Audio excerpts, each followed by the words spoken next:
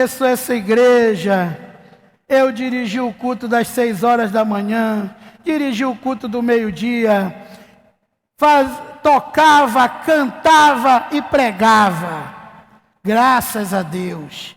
E Deus me deu a mesma força hoje para fazer a obra de Deus, do mesmo jeito. Amém. A palavra de Deus diz aqui em Salmos 133. Eu quero deixar hoje uma mensagem. Porque às vezes estamos na igreja e pensamos que estamos salvos. A gente pensa que a gente está salvo odiando um irmão, de mal com o outro, não falando com o pai. A gente pensa que está salvo. Mas não é assim. E às vezes a gente não entende, porque até a gente tenta, porque a religiosidade é assim. O religioso pensa que ele é abençoado só cumprindo os preceitos de Deus. Ah não, eu tenho que ser abençoado porque eu não falto culto. Eu tenho que ser abençoado porque eu sou dizimista e ofertante fiel.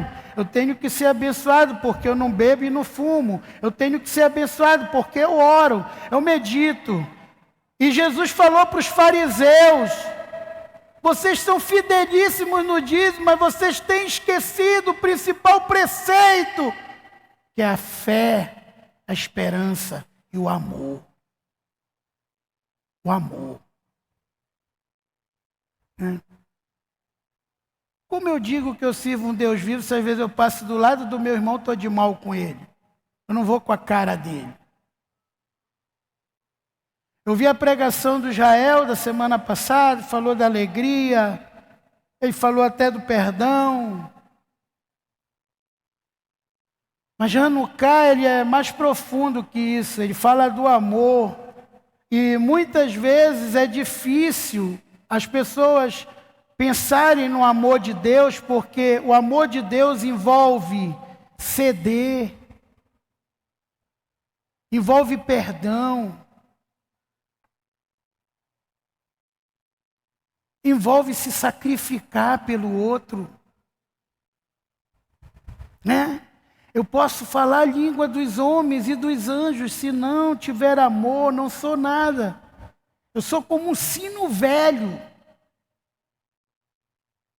O amor é paciente. O amor não arde em ciúme, tudo crê, tudo sofre, tudo padece. O amor não se conduz inconvenientemente.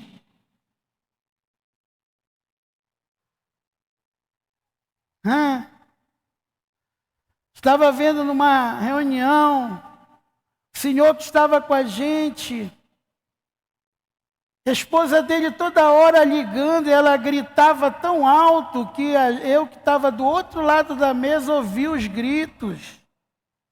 Ele sempre dizia para ela: mesmo assim, gritando comigo, eu te amo.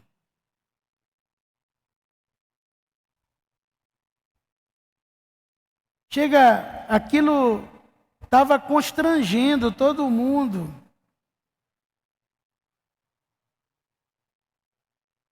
Né? Constrangendo.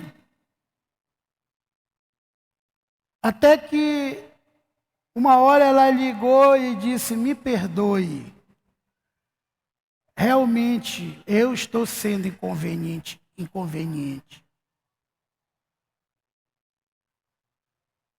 Qual foi a arma dele? O amor.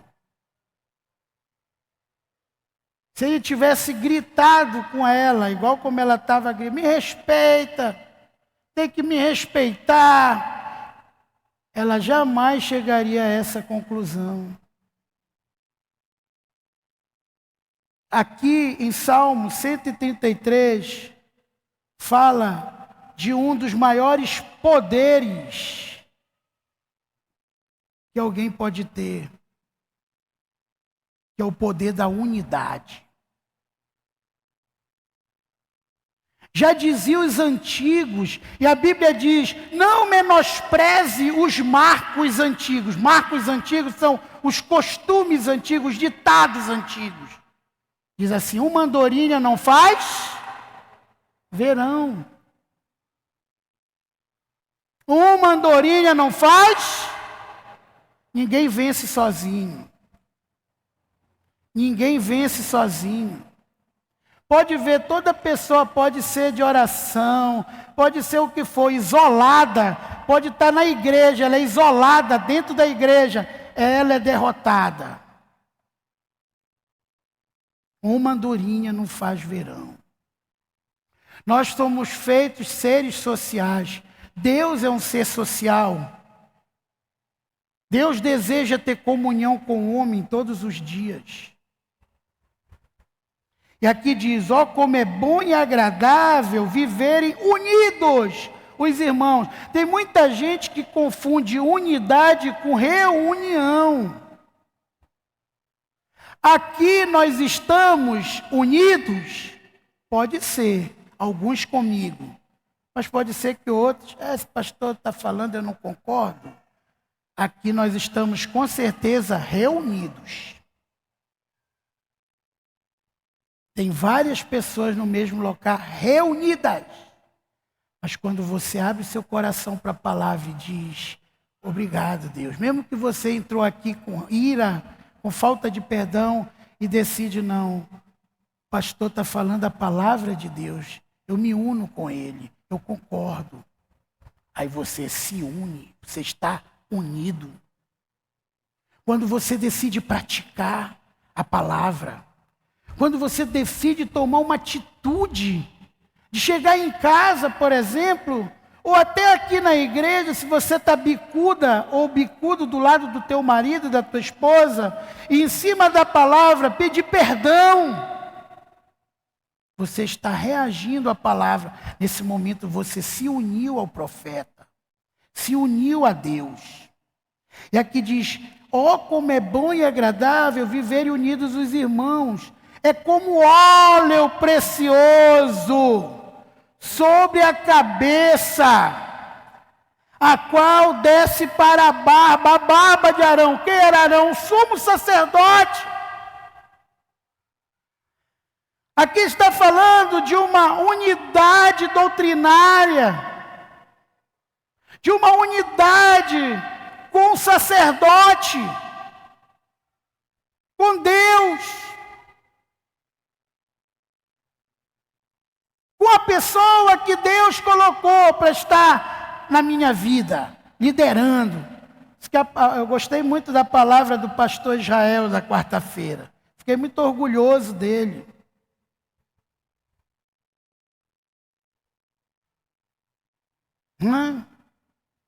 Mandei a mensagem até para algumas pessoas que têm dificuldade de entender o que é autoridade, o que é obediência. Mandei.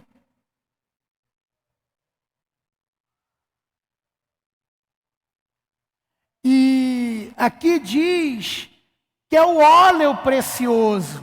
O que é o óleo? O óleo representa o Espírito Santo. O óleo representa a unção. Unção é a autoridade de Deus, é o poder de Deus. Quando você está unido com a palavra, unido com a pessoa de Deus, unido com teu irmão, então você gera unção. Aquele poder que o profeta tem, passa para você. Aquela bênção que ele recebe, também vai passar para você.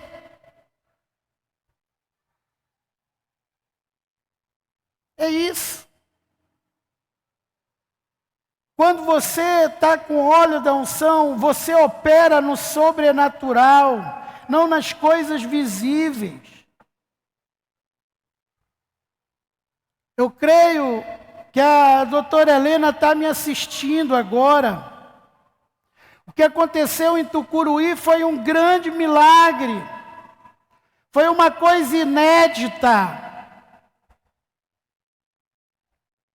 Porque eu cheguei ali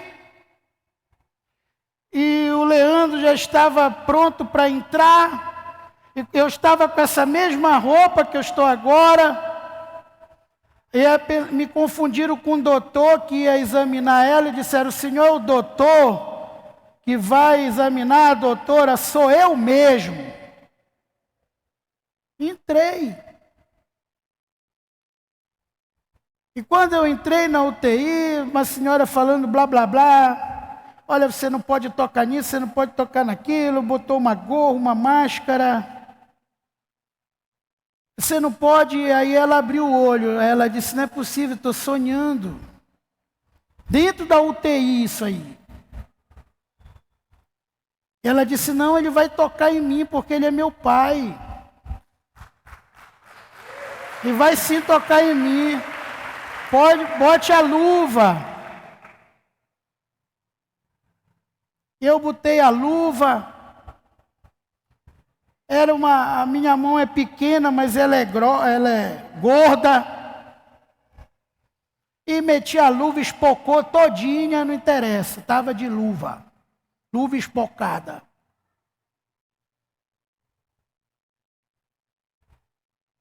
E meti a mão na cabeça dela e disse: doutora, Deus me falou que o seu problema não é físico, é espiritual. Que a senhora veio da Umbanda, Quimbanda, Candomblé. O pastor Henrique tinha tido uma visão, que tinha inúmeros feiticeiros, e eu entendi, porque Deus já tinha me mostrado que eu ia ter que ir lá fazer essa obra. Joguei no grupo de pastores a voz dele e disse: eu vim aqui desfazer isso. E a senhora vai ficar curada e vai sair da UTI para sua casa. Ela mesmo me olhou assim: amém. E orei por ela. Repreendi toda aquela obra maligna, familiar. Que Deus fosse lá nos Congá, onde está o nome dela, aonde estão as feitiçarias. Eu quebrei, fui quebrando. Já começou o coração, a máquina pim, pim, pim, pim, pim. Parece que depois que eu disse sai, parece que aquela máquina foi 90, foi de 112 para 96. E ela foi normalizando.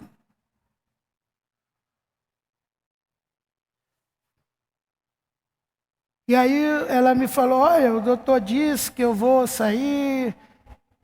Aí a senhora disse: ela talvez vá para um apartamento, vai receber alta. Eu disse: não, ela vai embora para a casa dela. Ela vai sair daqui para a casa dela.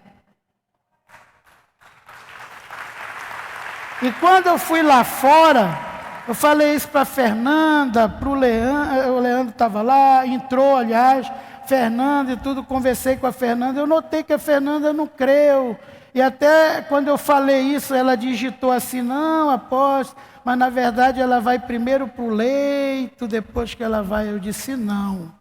Aí eu virei para o Raimundo e disse assim: Raimundo, vamos ficar aqui até amanhã 10 horas? Porque eu creio que amanhã, 10 horas da manhã, a doutora vai ser liberada. Eu só quero sair daqui quando ela estiver alta e estiver na casa dela. Aí o Raimundo disse assim: o que o senhor quer, eu quero. Amém, glória a Deus.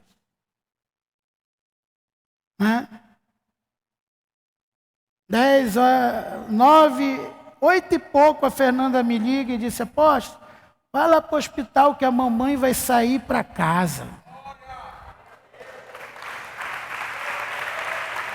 Pela primeira vez, os médicos e enfermeiros falaram que uma pessoa saiu da UTI para a casa dela.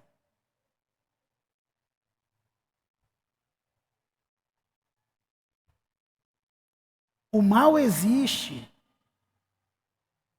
E sabe quando você fica fraca para o mal, fraco? É quando você está desunido do corpo de Cristo.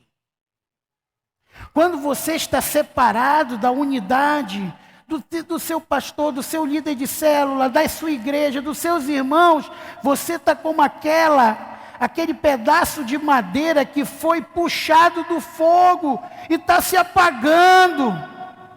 Então você fica suscetível e você começa a ouvir a voz do diabo, você começa a ouvir as críticas contra o seu pastor, o diabo começa a falar com você. Porque os homens de Deus têm palavras autorizadas, a Bíblia diz: crê nos teus profetas, prosperareis.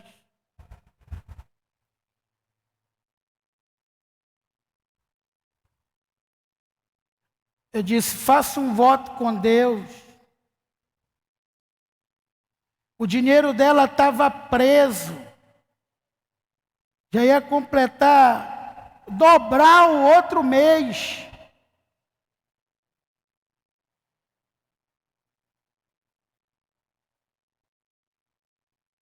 Ela foi para o quarto dela, para a casa dela, fizeram um café, ainda sentou.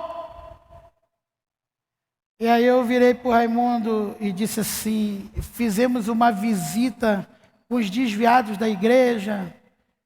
Eu disse assim: se eu ficar aqui, vocês vão para a igreja? Todo mundo: vamos sim, pastor. Vamos sim, apóstolo. Vamos. Raimundo, vamos ficar e sair segunda-feira bem cedo. Ele virou de novo para mim e disse: o que o senhor quiser, eu quero. E aquele culto lá foi maravilhoso. Sentimos a presença do Espírito Santo. E a doutora estava lá na igreja. Ela saiu da UTI, foi para a casa dela, ainda foi para o culto à noite. Porque Deus é Deus.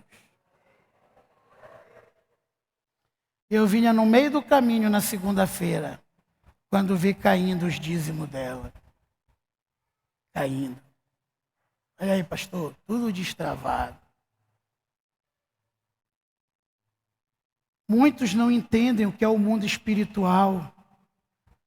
Quando você está sem o azeite, quando você está fora da unidade, quando você não está duvidando dos seus profetas, quando você está duvidando da palavra de Deus, o azeite sai da sua vida, o fogo se apaga e você começa a definhar.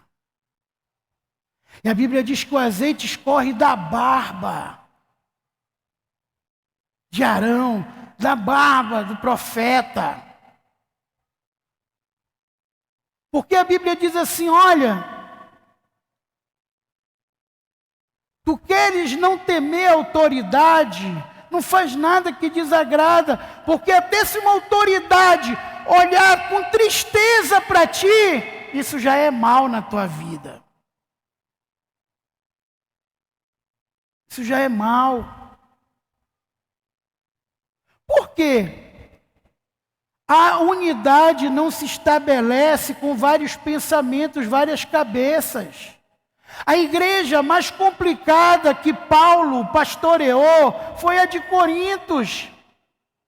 Em 1 Coríntios capítulo 1, versículo 10, Paulo teve que falar uma coisa: eu rogo, eu imploro a vocês, para de falar coisa diferente, parem de estar desunidos, falem todos a mesma língua, tenham todos o mesmo pensamento, estejam unidos.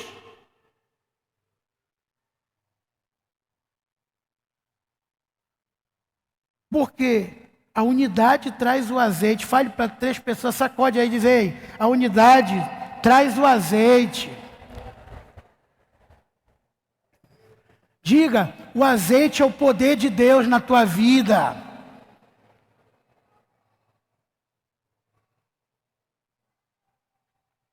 E desce para a gola das suas vestes. O que é isso? Isso é provisão. Primeiro a barba, símbolo de autoridade do profeta.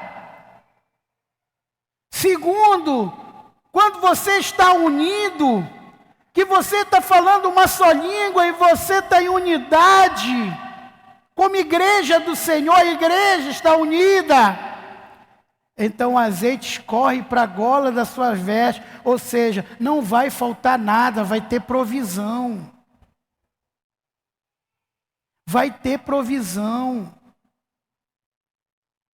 Daqui os pastores se levantaram, se uniram. Não está saindo tudo? Tá. Não está vindo quem pinte, a tinta, a massa, o reboco, tá? E vai também ter quem vai ofertar para manter esse trabalho.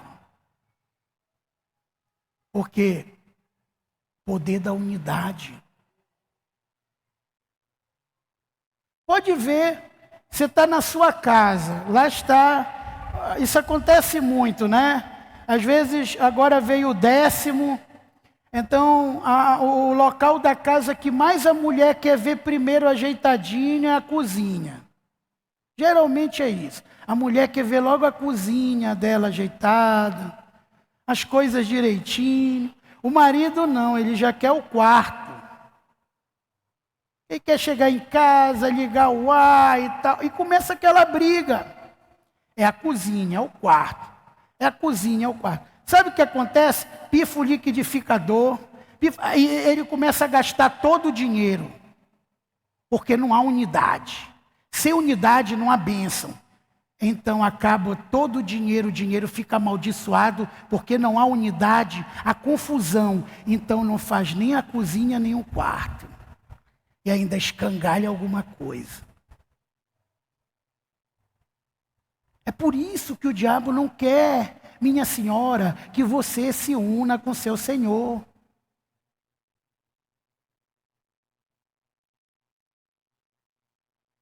É porque quando isso acontece, é um espírito devorador que fica comendo tudo, que era para ser bênção.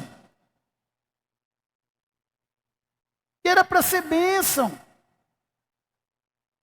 Você diz, poxa, eu estou até dizimando, ofertando, por que esse devorador? Porque o quebra-pau está lá, desunião no lar. Um fala alto, fala bem, e ninguém se une para trabalhar num projeto, num propósito. Queridos, eu creio que durante esses tempos todos, nunca eu estive tão unido com a minha esposa, com a apóstola Samira e ela comigo. E a gente tem vencido verdadeiros gigantes, imensos.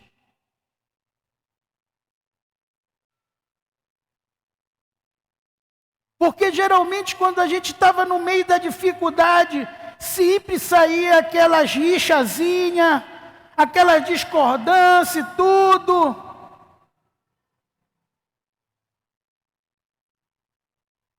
Quando a gente decidiu parar com isso, se unir, as coisas estão acontecendo. As coisas estão acontecendo. Então, a Bíblia diz assim, é como o orvalho do Hermon, que desce sobre o monte de Sião. Ali ordena o Senhor a sua bênção e a vida para sempre. Ali aonde? Na unidade. Na unidade o Senhor ordena a vida e a bênção para sempre. É na unidade que desce o orvalho no monte. O que o monte significa? O monte significa lugar de oração. Mas aqui o monte significa problema. Dificuldades. Então Deus diz assim, tu estás unido, eu vou derramar orvalho no monte. Esse óleo vai cair no monte. Eu também vou acabar com esse problema. Eu vou te dar a bênção para sempre. Eu vou te tu vais ser uma pessoa abençoada. Por quê? Sacode 3 pessoas e diz, preste bastante atenção.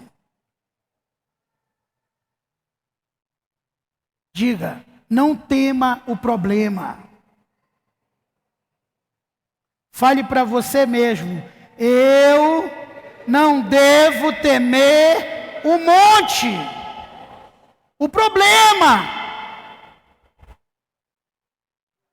Eu devo temer a Deus. Ele é maior. Esse temor não é temor de medo, não é temor de pavor, é temor de honra, de saber, não interessa qual é o problema que vem contra a minha vida, se eu estiver unido com o Senhor, eu vou passar sobre aquele monte como um trilho cortante. Como diz em Isaías, eu vou passar como trilho cortante. Eu vou transformar o vale árido no manancial de águas vivas. Quando você está unido, o orvalho vai descer no monte. Quando você está brigando com teu cônjuge, discordando do teu pastor, do teu líder, do teu pai, da tua mãe, aquela confusão. Então o monte vai ter poder, porque ele vai estar seco. Você está seco, você está sem azeite, você está sem orvalho. Água, a água, a palavra é a água do Espírito. A Bíblia diz que nós devemos ser lavados com a água da palavra de Deus. Jesus disse, eu tenho água viva, pede-me, eu te darei água viva. E na última festa dos tabernáculos que Jesus participou, ele fez a libação das águas e falou sobre a água viva.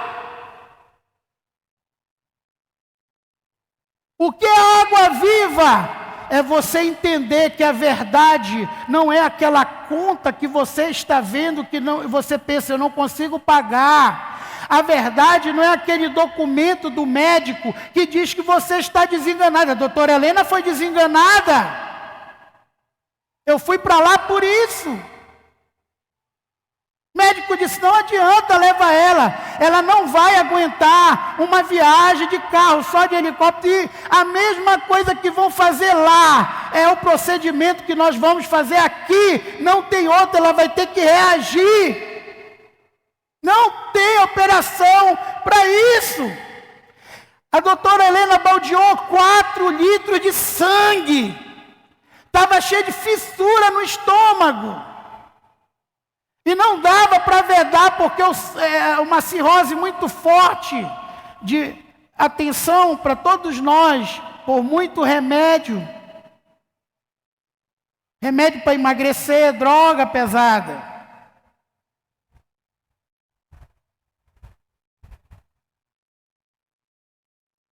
E o sangue tem que sair por algum lugar. E ele fez as fissuras. Ela está lá na casa dela. Está lá.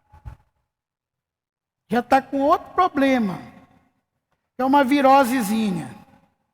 Mas aquele outro problema, ela está curada. Agora, o que acontece? Unidade. Quando eu orei, ela segurou na minha mão, ela sendo médico, sabia que eu estava declarando uma coisa praticamente impossível. Mas o quadro dela era um quadro difícil.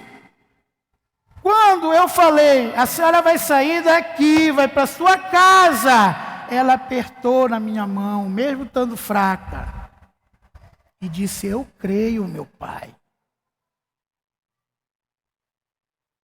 Eu creio. E saiu. Porque a Bíblia diz: onde estiverem 2 ou 3 unidos em meu nome, eu estarei no meio deles. Olha, gente, Deus está no meio da unidade. Deus está no meio da unidade. Ele não está sobre a unidade, Ele está no meio. Aonde há união, Ele se faz presente. Ele fala assim: olha, quando um casal se casa, está unido, Deus diz assim: o cordão de 3 dobras não se quebra com facilidade. O que Ele quer dizer? Você está casado, você está unido, marido e esposa, vocês estão unidos, então eu estou junto com vocês nessa unidade. Junto com vocês nessa unidade. Né? Junto com você. Então a vida e a bênção e a vida para sempre está na unidade. Na unidade. Aí você entende por quê? Eu não quero me delongar muito, mas você entende agora por quê? Às vezes as coisas nunca dá certo as coisas porque vive fight em casa. Não se une. O marido fala A, a mulher fala B, os filhos falam C. Não há unidade. Não há.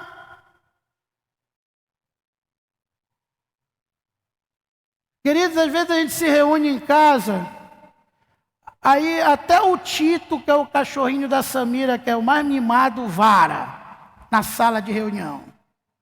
Quando vê a Teca, que é outra, vara. Então o Israel fala, a Lívia fala, se quiser a Catarina fala, nunca fala. Eu falo, a Samira, e até o Tito das latidas dele. Uau, uau, uau. E de repente, às vezes eu digo assim: eu vou ficar com a tua ideia, Israel.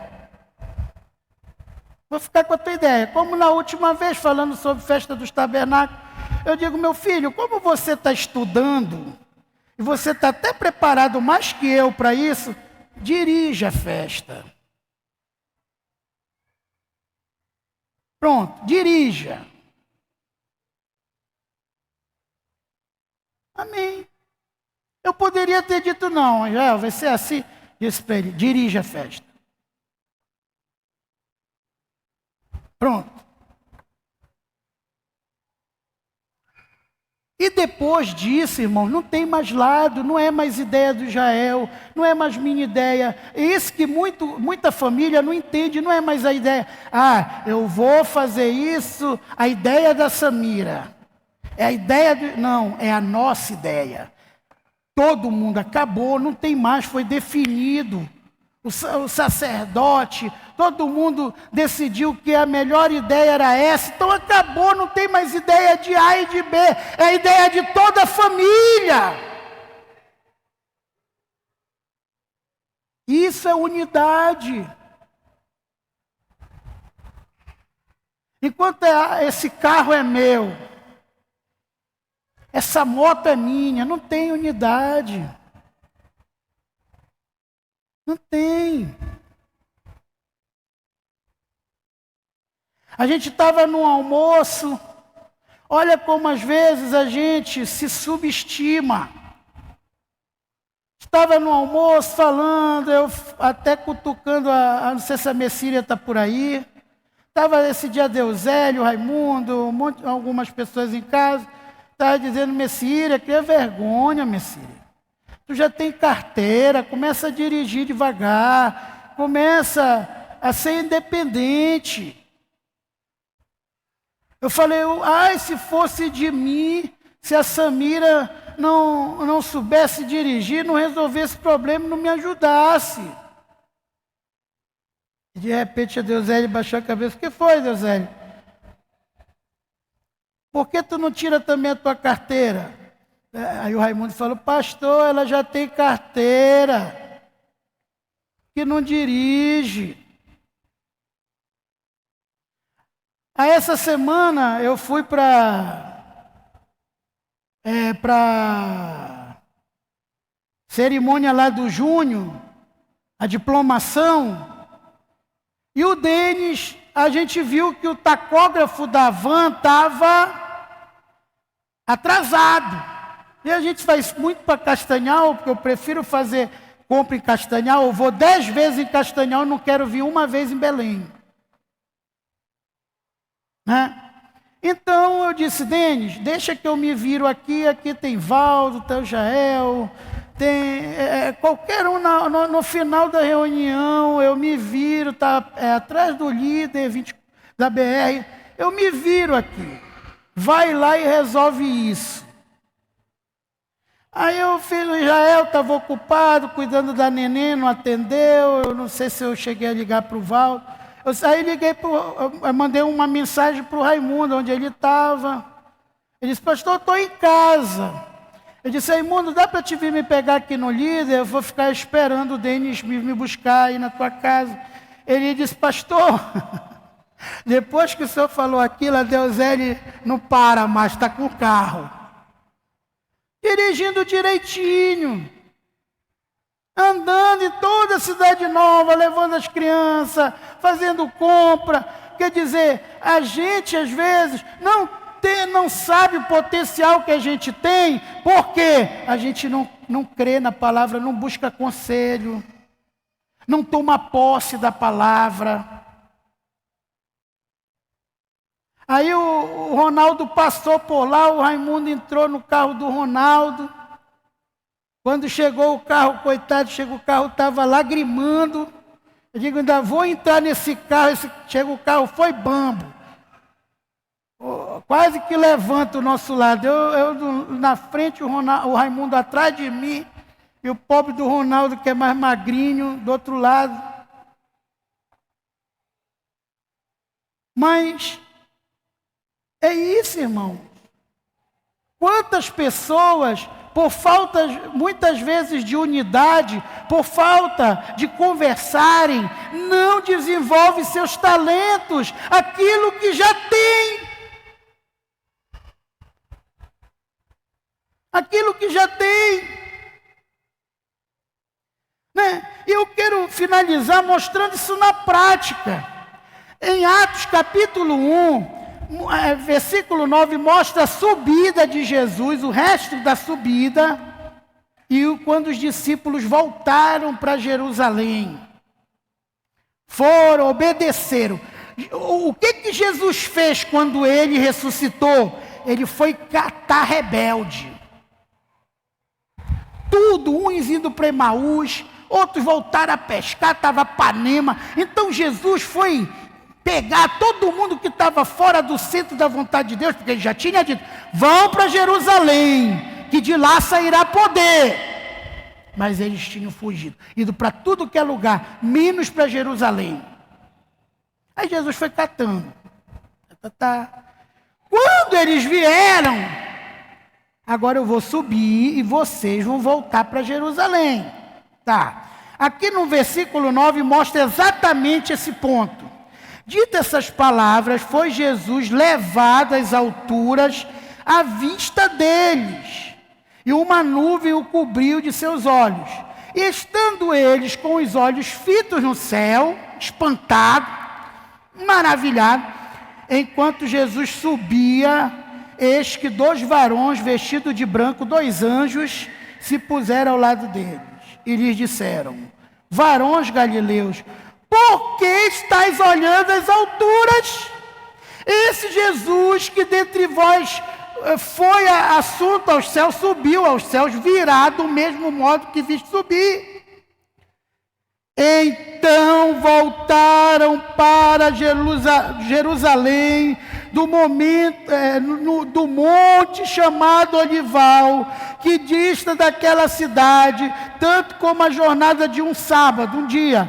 Quando ali estavam, subiram para o cenáculo, onde se reuniram Pedro, João, onde se reuniram, estavam unidos, no centro da vontade de Deus, em Jerusalém, aonde ele queria. Pedro, João, Tiago, André, Filipe, Tomé, Bartolomeu, Mateus, Tiago, filho de Alfeu, Simão Zelote, Judas, que não era o Iscariotes, era o outro, filho de Tiago. Todos esses perseveravam o quê? Hein? Todos esses perseveravam o quê? Unânimes, unânimes, unânimes. Eles não estavam só reunidos, eles estavam unidos. Alguém pode dar um glória a Deus? Alguém pode dar uma salva de palmas para Jesus? Eles primeiro se reuniram, depois eles estavam unânimes, unidos. Todos esses, versículo 14, perseveravam unânimes em oração com as mulheres, com Maria, a mãe de Jesus, e com os irmãos dele.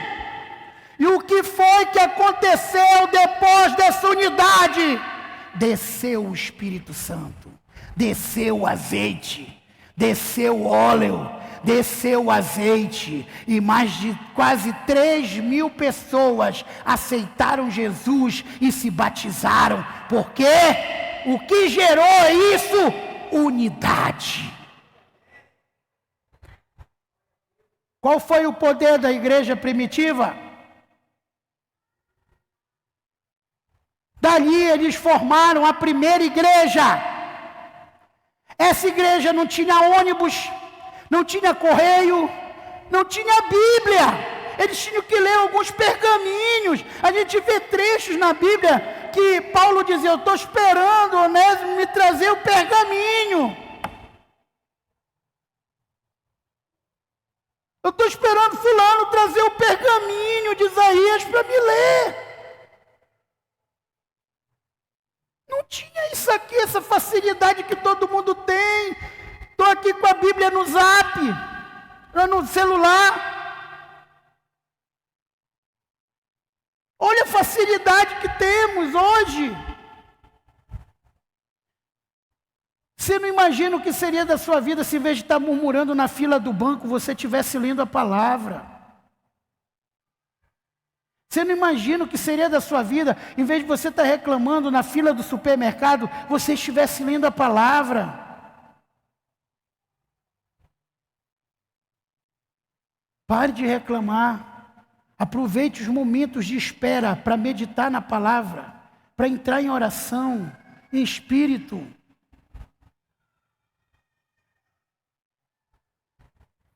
E quando eles se uniram, desceu aí, vem Atos 2:42. Essa unidade gerou 3.000 almas. E com essas almas começou a igreja primitiva. E qual foi o poder dessa igreja? Que subsistiu a perseguição à besta fera, ao Império Romano, e pregou o Evangelho, e nós somos frutos dessa igreja, que alcançou as nações da terra. Sem zap, sem telefone, sem busão, sem bicicleta, sem nada disso. Qual era o poder dessa igreja? E perseveravam na doutrina dos apóstolos, na comunhão comum, e no partir do pão e nas orações. Em cada alma havia temor, e muitos prodígios e sinais eram feitos por intermédio dos apóstolos. Todos os que creram estavam juntos e tinham tudo em comum. Tudo em comum. E fala aqui diariamente, fala que quem tinha necessidade, o outro vendia, propriedade ajudava e bababá, e não tinha mais carente no meio deles. E aqui no final, diz assim no versículo 46, diz: diariamente, todos os dias, perseveravam unânimes no templo. Unânimes, unidade. Essa igreja era unidade pura. Unânimes. partia o pão de casa em casa e tomava suas refeições com alegria e singeleza de coração, louvando a Deus e contando com a simpatia de todo o povo. Enquanto isso, acrescentava-lhes o Senhor dia a dia os que iam sendo salvos. Você quer saber que tem muita gente que me pergunta, eu não entendo porque nenhuma alma que eu trabalho se firma. Eu não entendo porque o meu trabalho não cresce, porque falta unidade. Falta você estar unido com seu profeta. Falta você estar unido com a sua família da fé. Falta você estar unido com seus irmãos, com seu esposo, com seus pais. O trabalho que não tem unidade é estéril, as pessoas não ficam lá, porque o órfão gera filhos bastardos. O órfão gera filhos bastardos. Queridos, você quer dar um presente para você nesse final do ano? Que vai mudar a tua vida, da tua família, do teu ministério, do teu trabalho. Seja unido com os propósitos de Deus. Volte para Jerusalém. Pare de estar ouvindo conversa de Emaús. Pare de estar ouvindo conversas do Mar da Galileia. Porque a maioria dos rebeldes vivem de passado. São museus. Só fica, olha, tu te lembra antigamente, porque hoje eles não têm mais frutos, porque eles saíram de Jerusalém. Seja humilde como esses discípulos e ouça a voz de Deus e volte para Jerusalém. Se una ao propósito e multidão de almas alcançaram. E eles unidos. Dia a dia o Senhor ia dando os que iam sendo salvos.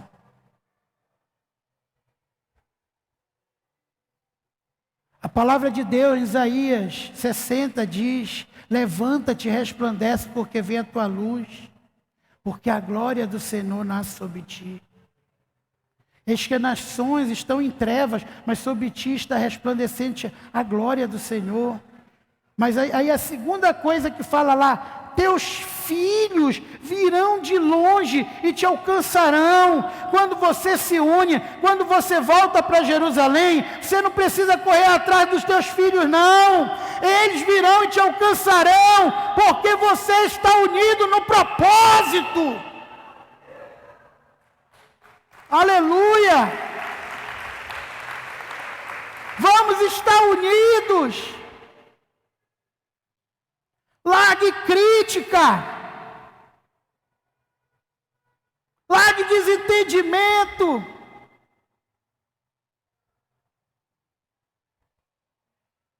Busque o perdão. Fique de pé em nome de Jesus. Eu quero que de pé você abra a sua Bíblia comigo. Eu vou terminar aqui. Em Atos 11. Esse trecho foi um trecho que Deus me dirigiu para levar nas macrocélulas. Nós fizemos uma macrocélula ali no Curuçambá. E agora, na sexta que vem, vamos fazer lá na Independência. Que foi o poder de Deus puro ali. Todo mundo que quiser estar ali pode ir.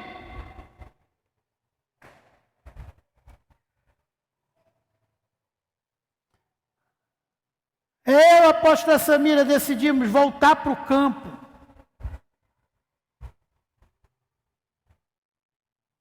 Olha o que acontece, Atos 11, 25. E partiu Barnabé para Tarso, à procura de Saulo. Saulo estava desviado, Saulo estava bicudo. Saulo tinha voltado para a casa dele, saído de Jerusalém, saído do centro da vontade de Deus, porque brigou com Marcos. E Barnabé, que quer dizer filho da consolação, ou filho do Espírito Santo, foi atrás dele. O filho do Espírito Santo, que todo mundo diz que é filho de Deus, filho do Espírito Santo, ele não fica vendo o erro das pessoas, ele quer ir lá e resgatar a pessoa. Saulo foi lá, a Barnabé foi lá atrás de Paulo, levou Paulo, versículo 26, tendo encontrado, levou para Antioquia, e por todo um ano, se reuniram naquela igreja, ensinaram numerosa multidão. Em Antioquia, foram os discípulos pela primeira vez chamados de cristãos. Que discípulos? Em alguma linguagem está assim, foram os apóstolos chamados de cristãos. Qual era o discípulo direto de Jesus que estava ali? Pedro não estava, Filipe não estava, Tiago não estava, João não estava, Bartolomeu não estava, Marcos não estava, Judas não estava, nem Tomé estava lá. Qual era o apóstolo? Qual era o discípulo?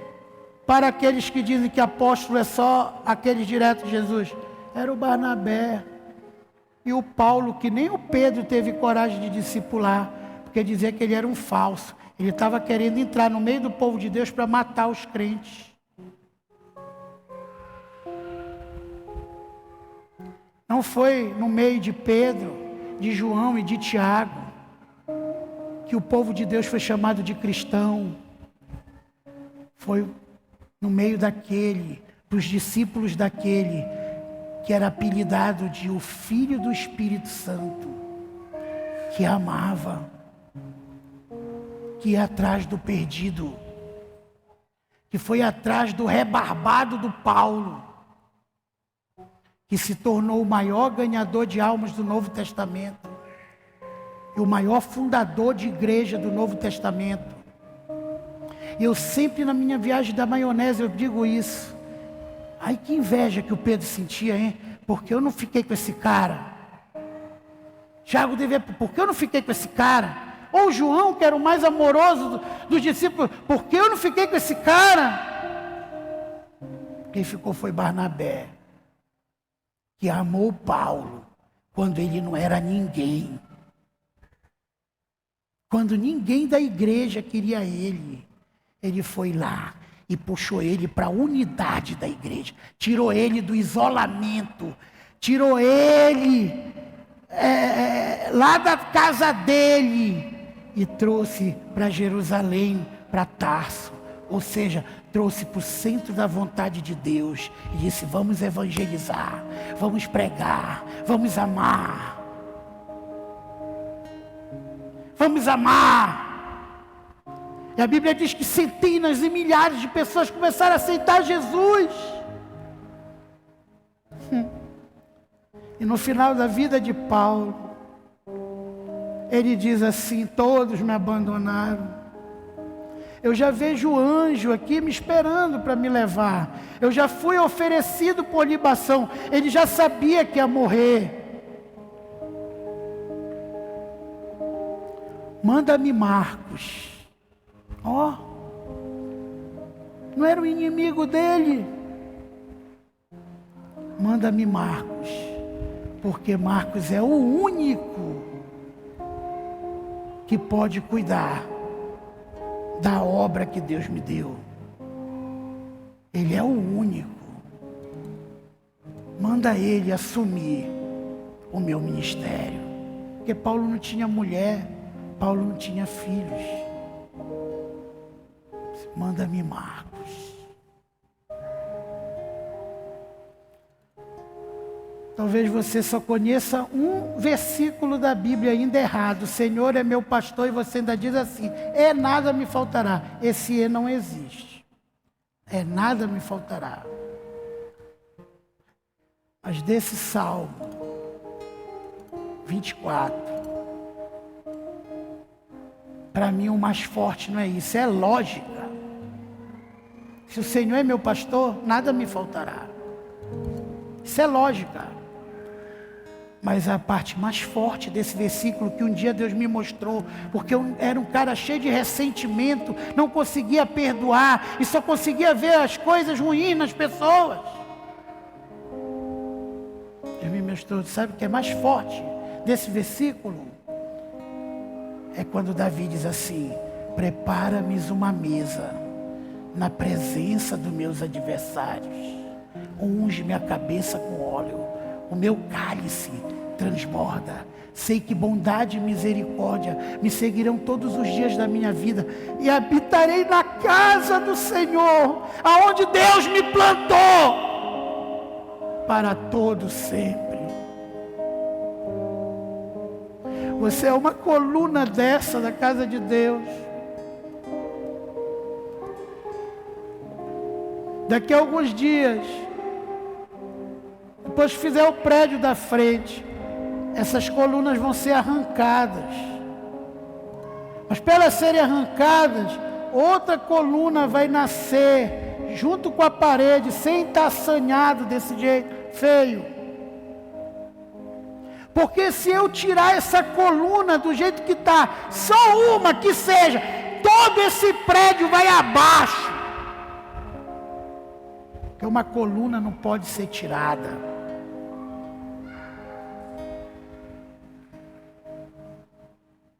Quando Deus te planta num lugar, é ali que Ele te quer. Para você chorar, para você rir, para você ir para o fogo. Para você estar na alegria, na tristeza, um casamento. E aquele que perseverar até o fim será salvo. Quando você entende isso, você vai ser usado para a glória de Deus. Barnabé trouxe Paulo para o centro. E ali ele começou a ganhar almas.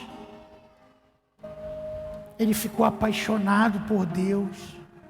Ele saiu dali e começou a abrir igreja, fundar igreja, amar as pessoas. Se você está estéril, tem alguma coisa errada na sua vida.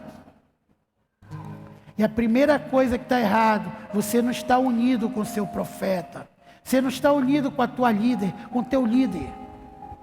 Segunda coisa que está errado, você não está unido com o corpo de Cristo. Terceira coisa que está errado, você não está no lugar que Deus te quer. Você tem que voltar. Lembra de onde caíste, arrepende e volta às primeiras práticas. Volta às primeiras práticas. Deus falou muito forte comigo isso, Tucuruí. Eu não te quero naquelas paredes. Eu te quero no campo. Volta às primeiras práticas. Volta às primeiras práticas.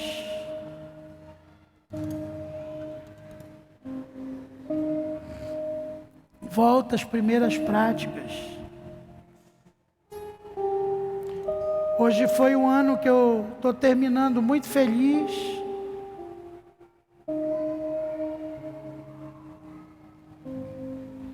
Tem aqui o seu Bacelar, o Júnior, o Alex. Logo no início do outro ano, veio o Serginho, o Jordão está aqui de novo.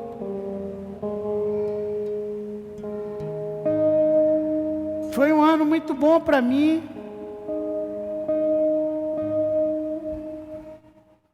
Já, apóstolo, se for contar, né, o senhor está no púlpito, quantas pessoas aceitaram Jesus depois? Não fui eu que evangelizei essas pessoas, eu fui só um instrumento de Deus que trouxe uma palavra.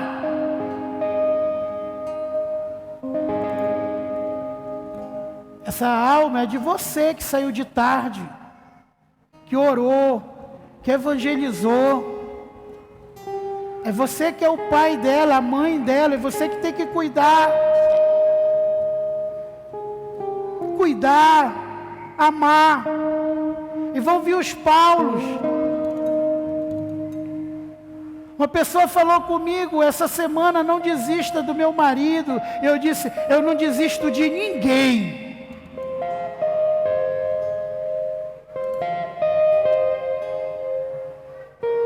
Eu não desisto de ninguém. Porque eu fui terrível.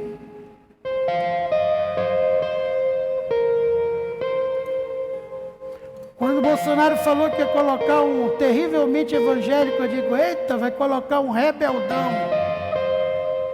Porque todo mundo que é terrível é rebelde.